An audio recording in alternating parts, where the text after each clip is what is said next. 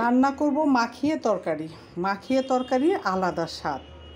এটা পেঁয়াজ, কাঁচামরিচ, হলুদ, মরিচ, ধনিয়া, আদা আর লবণ। আসসালামু আলাইকুম।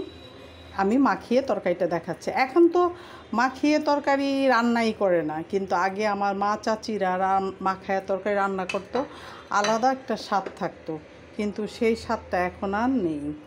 মাখিয়ে এটারও টমেটোটা দিয়ে দিলাম এখন, কারণ আগে হাতে মশলা বেটে তারপরে কাঁচামরিচ সব টাটকা সবজি দিয়ে মাখায় তরকারিটা রান্না করতে অনেক মজা লাগতো, অল্পতেই ভালো লাগতো খেতে। তেলটা একটু পরে দেব, আর তেলটা হাতে বাজবে, এর জন্য তরকারিটা মাখানো হচ্ছে ভালো করে। পাবদা মাছ মাখিয়ে রান্না করব, সেটা আপনাদের দেখলাম সমস্ত সবজি দিয়ে।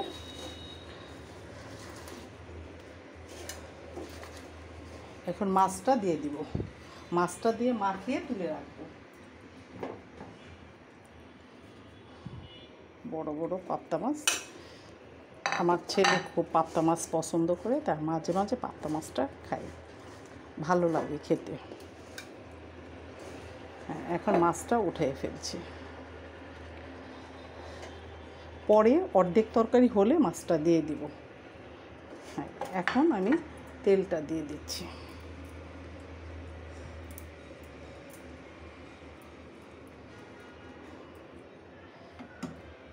তেলটা দিয়ে দিচ্ছি, আর এখানে পানিটাও দিয়ে দিচ্ছি। এই মগটা আমি রান্নার পানির জন্যই ব্যবহার করি, অন্য কিছু ভাববেন না। একটু পানিটা বেশি দিব, আঠা আঠা ঝোল রাখবো।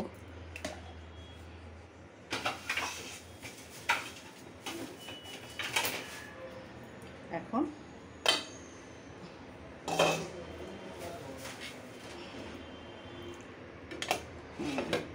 গ্যাসটা অন করলাম।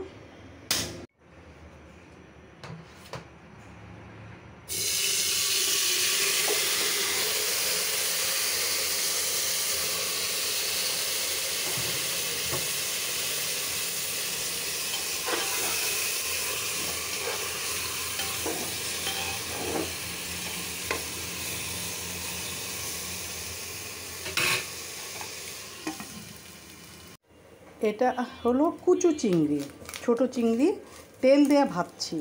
এটা হলো একটা চিংড়ি ভর্তা না, এটার সাথে বরবটি টুকরো টুকরো কেটে সিদ্ধ করে নিয়েছি, তার সাথে কাঁচামরিচ এখন তেলের ভিতরে দিয়ে দেবো চিংড়ি মাছের সাথে। এটা মিলিয়ে ভর্তা বানাবেন কুচো চিংড়ি দিয়ে, অনেক মজা খেতে। একবার খেয়ে দেখবেন, একদম হাত চেটে পুটে খেতে ইচ্ছা করে, এক প্লেটের জায়গায় 2 প্লেট ভাত খেতে ইচ্ছা করবে, অনেক মজা এই ভর্তাটা।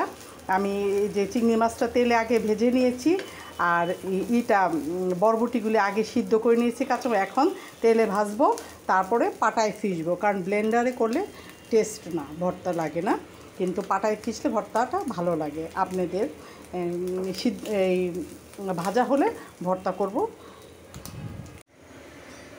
তরকারিটা অর্ধেক হয়ে গেছে, মাছটা এখন দিয়ে দিব। আপনি এভাবে রান্না করে খেয়ে দেখবেন, কষানোর চেয়ে এটা খুবই টেস্ট। এই রান্নাটা এভাবে রান্না করে খেতে অনেক মজা। আমি এভাবে বেশি রান্না করি এই ধরনের মাছ, কারণ আমার এইভাবে রান্না করতে ভালো লাগে।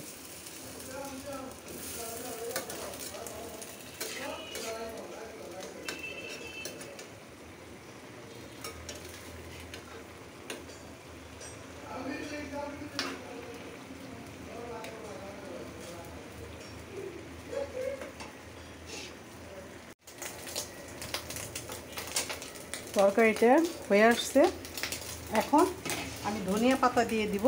এটা বিলাতি ধনিয়া পাতা, তাও আবার আমার বারিন্দার গাছে লাগানো টপে, আলাদা একটা সেন্ট হয় এই ধনিয়া পাতাটা দিলে। আপনারা দেশি ধনিয়া পাতার চেয়ে এই তরকারিটা এই ধনিয়া পাতাটা দিলে বেশি ভালো লাগবে। আমার তরকারিটা হয়ে গেছে। রান্নাটা যদি ভালো লাগে সুন্দর সুন্দর কমেন্টস করুন, শেয়ার করবেন, লাইক দিবেন। আর কোনো আপুর ভাইয়ার পেজে গেলে ধাক্কা দিবেন না, অবশ্যই সুন্দর সুন্দর গঠনমূলক কমেন্টস করবেন এবং শেয়ার দিবেন, লাইক দিবেন এবং ভিডিওটা সম্পূর্ণ দেখবেন। আল্লাহ হাফেজ, আসসালামু আলাইকুম।